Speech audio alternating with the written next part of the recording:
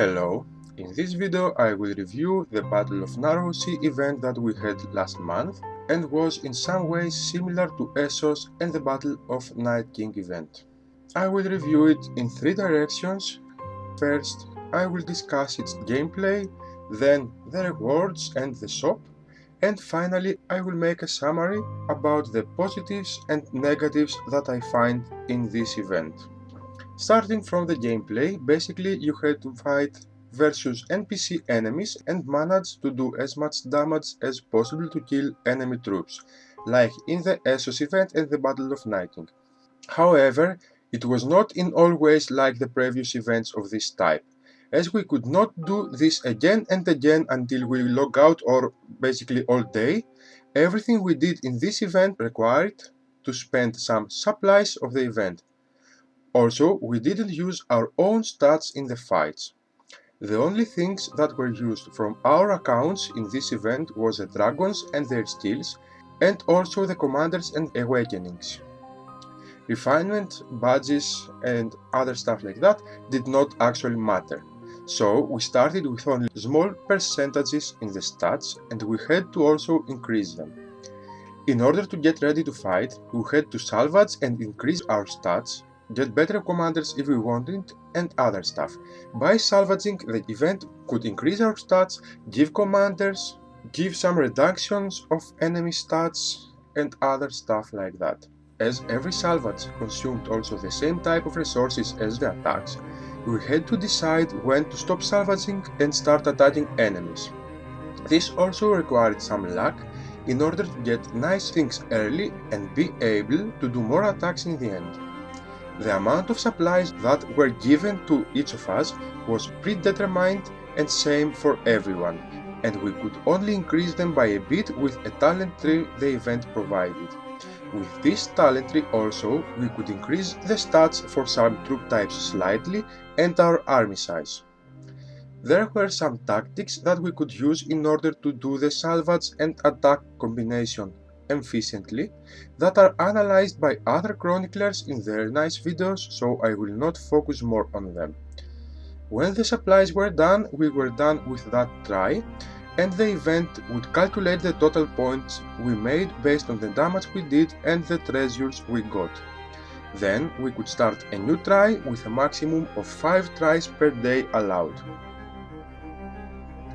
Focusing now on the rewards, the rankings were based only on the best try that you had in the entire event.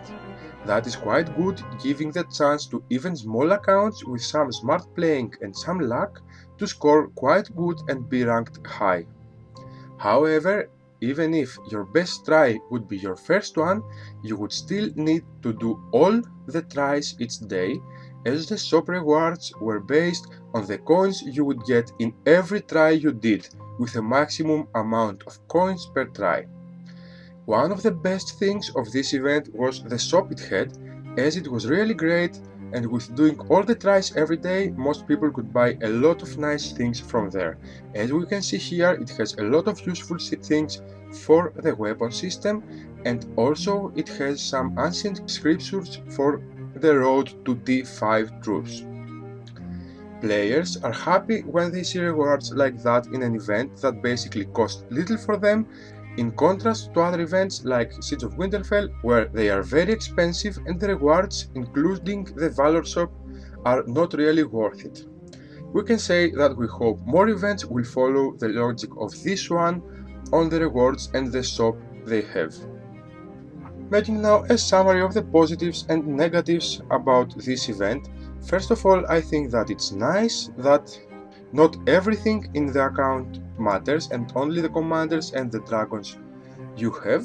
So basically, although the bigger accounts, the stronger accounts have some advantage because of the commanders they already have and the dragon skills that can help them do more damage to the enemy, the gap is not so large as normally between very strong accounts and smaller ones.